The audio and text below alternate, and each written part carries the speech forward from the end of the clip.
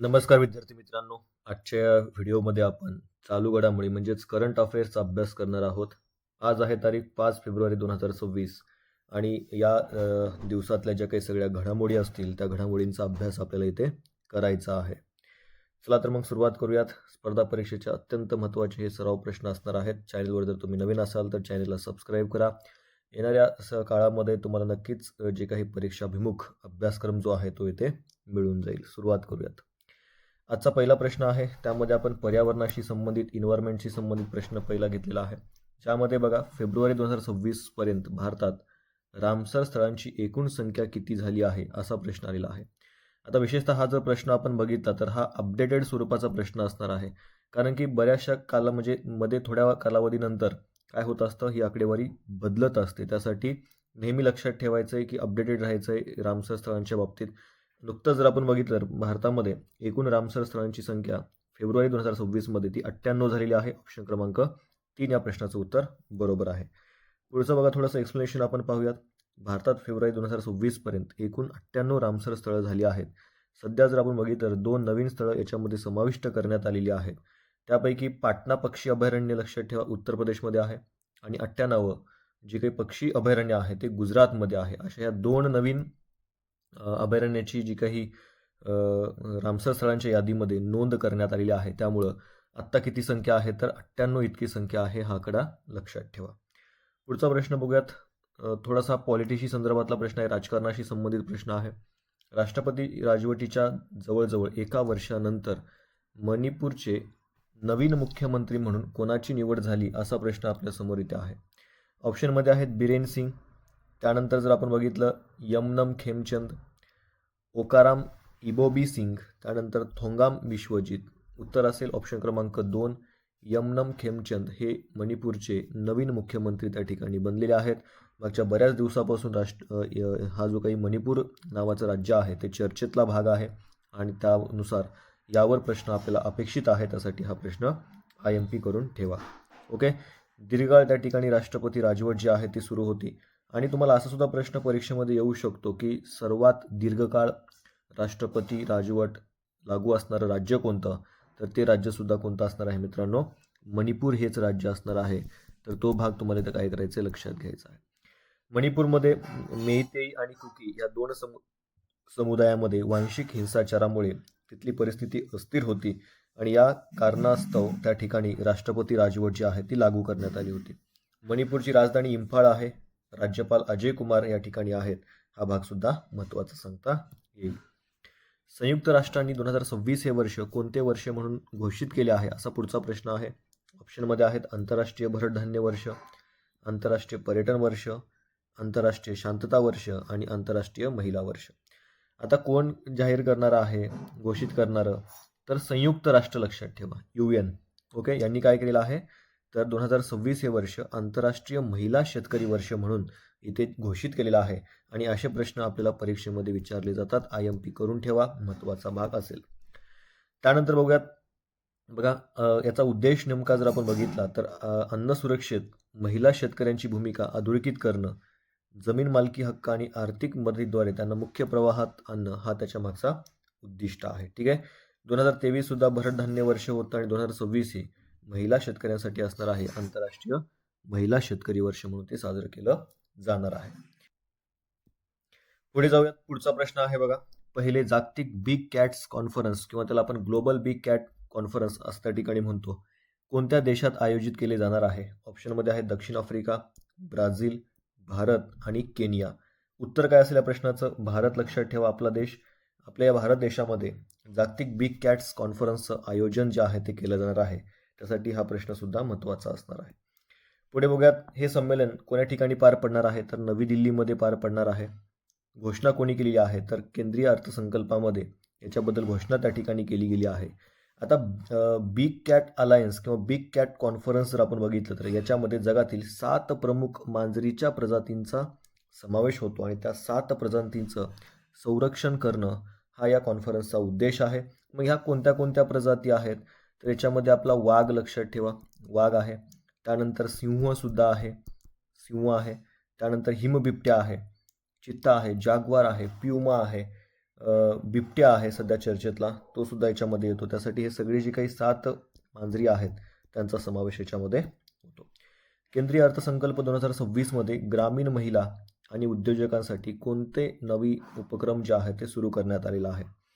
आता मुळात जर आपण बघितलं तर 2026चा अर्थसंकल्प अत्यंत महत्त्वाचा आहे. त्यानुसार येणाऱ्या काळामधल्या ज्या काही एक्झाम असतील यावर प्रश्न विचारला जाऊ शकतो. ग्रामीण महिला म्हटलेला आहे आणि ग्रामीण महिला उद्योजकांसाठी शी मार्ट्स, जसं डी मार्ट आहे तसं ही शी मार्ट्स तुम्हाला लक्षात ठेवायचं आहे.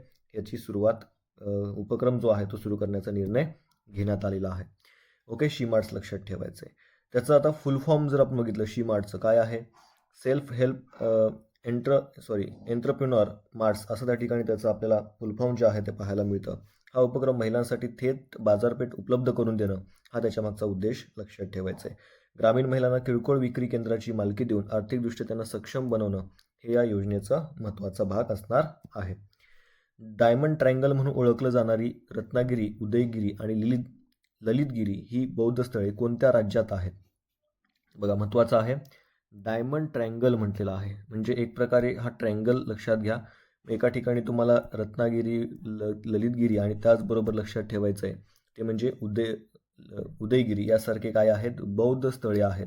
ही आहेत महाराष्ट्रामध्ये. ऑप्शन क्रमांक 4. ओके, सॉरी, एक मिनिट, याचं उत्तर असणार आहे ऑप्शन क्रमांक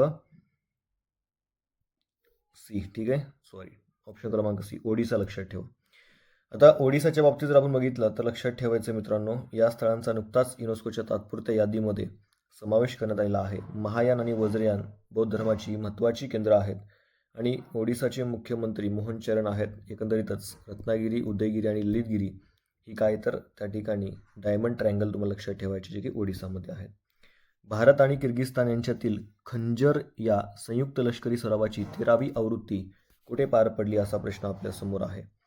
आता सगळ्यात महत्त्वाचं म्हणजे खंजर लक्षात ठेवायचं आहे, जे की भारत आणि किर्गिस्तान या 2 देशांमधला हा संयुक्त लष्करी सराव आहे आणि त्याची 13वी आवृत्ती तुम्हाला इथं विचारली गेली आहे. त्याचं योग्य उत्तर असणार आहे मित्रांनो मिसीमारी, आसाम. हे या प्रश्नाचं उत्तर बरोबर असेल. मिसीमारी, आसाम या ठिकाणी काय करण्यात आलेलं आहे, तर ही संयुक्त लष्करीचा सराव चाचणी जी आहे ती आयोजित करण्यात आली होती. कालावधी होता 4 ते 17 फेब्रुवारी 2000, म्हणजे सध्या सुरू आहे ते.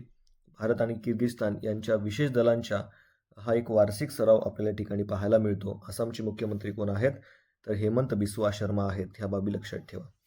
पुढे जाऊयात. अमेरिकन भारतीय वस्तूंवर लावलेला कर 50% वरून कमी करून तो किती टक्के केला आहे? बघा, मागच्या बऱ्याच दिवसापासून अमेरिका आणि भारत यांच्यामध्ये जे काही ट्रेड वॉर आहे, ओके, तो आपल्याला पाहायला मिळाला होता.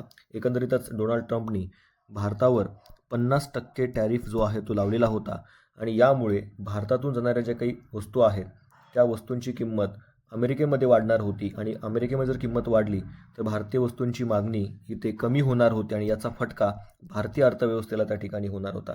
कारण की एक सगळ्यात मोठी बाजारपेठ भारताच्या दृष्टीने अमेरिका आहे आणि या 50% टॅरिफमुळे आपल्या वस्तू त्यांच्या बाजारपेठेमध्ये महाग होतील. परिणामी तिथले लोक इतर देशांच्या वस्तूकडे वळतील. यामुळे हा जो काही मुद्दा आहे तो बऱ्याच दिवसापासून चर्चेत होता. मात्र आत्ता आपण जो काही व्हेनेझुएला नावाचा देश आहे त्या देशाकडून तेल खरेदी करण्याचं ठरवलेलं आहे आणि त्यामुळे ट्रम्पनी काय केलं आहे, 50%वरून टॅरिफ जे आहे ते कमी करून 18% इतकं केलं आहे. ऑप्शन क्रमांक 2 या प्रश्नाचं उत्तर बरोबर असेल. ठीक आहे, तर 50%वरून आता 18% झालेला आहे आणि यामुळे भारत आणि अमेरिका यांच्यातले जे काही व्यापारी संबंध आहेत ते अधिक दृढ होणार आहेत. ठीक आहे, तर भारताच्या निर्यातीसाठी हा मोठा दिलासा मानला जातोय.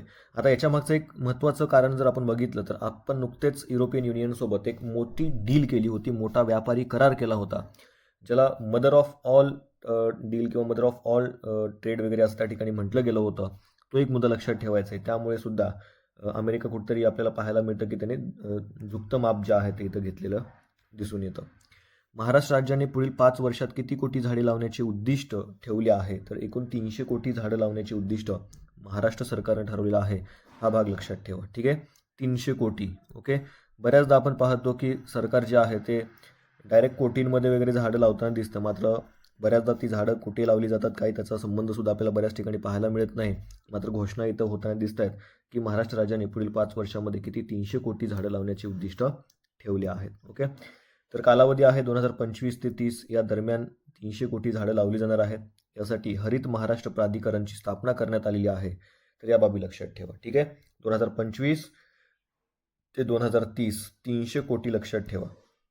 आणि हा जर प्रकल्प किंवा हा जो काही प्रोजेक्ट आहे जो व्यवस्थित झाला तर म्हणजे खूप चांगल्या पॉझिटिव्ह बाबीसुद्धा या ठिकाणी घडून येतील. कारण की दिवसेंदिवस पर्यावरण जे आहे किंवा वाढतं प्रदूषण आणि त्यामुळे आरोग्यावर होणारा जो काही परिणाम आहे याकडे याच्यावर होणारा जे काही खर्च आहे त्याच्यापेक्षा जर आपण या बाबी इथं व्यवस्थित इम्प्लिमेंट केल्या तर याचा फायदा नक्कीच होताना दिसून येईल. ठीक आहे. मुख्यमंत्री देवेंद्र फडणवीस यांनी काय केलं ह्याची घोषणा केली आपल्याला सांगता येते. तो मुद्दा लक्षात ठेवायचा आहे.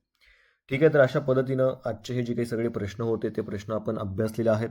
प्रश्न कसे वाटले किंवा एकंदरीतच तुम्हाला या लेक्चरचा फायदा होत असेल तर चॅनलला नक्की सबस्क्राईब करा.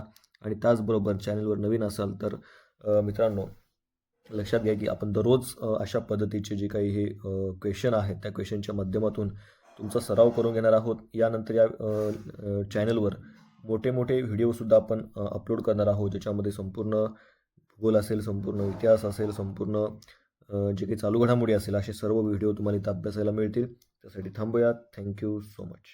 धन्यवाद.